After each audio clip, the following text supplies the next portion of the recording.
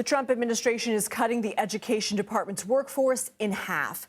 Education Secretary Linda McMahon announced the move Tuesday, reducing the agency's staff to about 2,100 workers. Most employees were fired, while about 250 accepted offers for deferred resignation. The Department of Education was created during the Carter administration, and it's responsible for distributing student loans, funding special needs programs, supporting students living in poverty, providing research on national education, and enforcing civil rights laws. At the White House Wednesday, President Trump defended his plans to dismantle the agency. We're going to move the Department of Education. We're going to move education into the states so that the states, instead of bureaucrats working in Washington, so that the states can run education. I believe they'll be as good as any. Now, then you're going to have 10 that won't be so great. You're going to have 5 that will not be good at all, but we'll work with them and we'll get them to be good. Arne Duncan joins me now. He served as Secretary of Education from 2009 to 2015 under former President Obama. He's also managing director at the investment firm Emerson Collective. Thank you so much, Secretary, for being here. What do you see as the long-term impacts of these cuts? Just a very concerning and disheartening time. There's so much that's disingenuous here. This thing of moving things back to the states. As you know, 90% of the funding for K-12 education is already at the state and local level.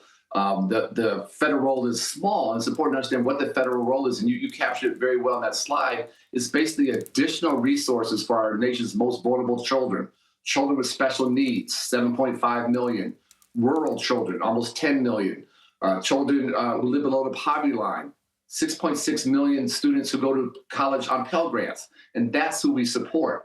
And any attempt to take away resources from our nation's most vulnerable children who desperately need a great education, to have a chance in life, to have a chance to enter the mainstream society, to have a middle-class life, would be just morally and educationally bankrupt, quite frankly.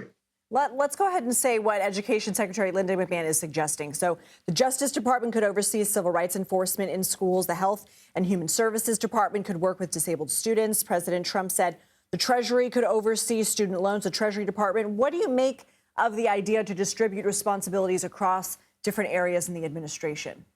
Yeah, a couple of thoughts. First of all, that's a bureaucratic nightmare. And what we tried to set up was state desks so that states had questions on anything. They had one phone number to call and be able to work with us and have great customer service. And secondly, for me, like, education should be the ultimate bipartisan or nonpartisan issue. There's nothing political about helping kids get a great education and learn how to read.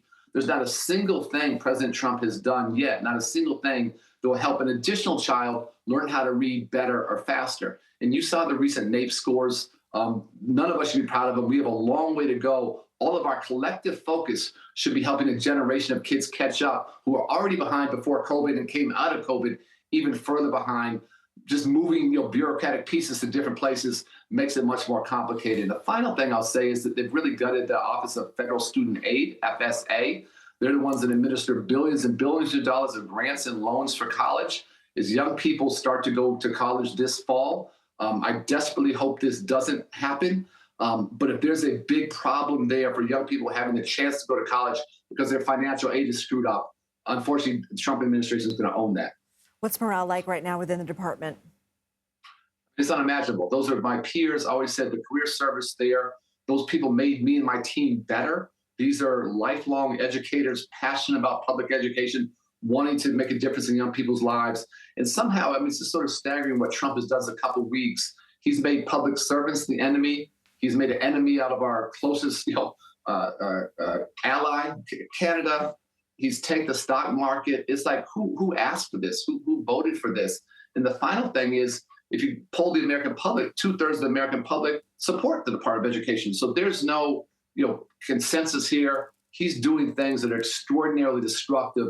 And the hard question we all have to ask is why and who benefits. Well, Arne Duncan, thank you for your thoughts. Thank you.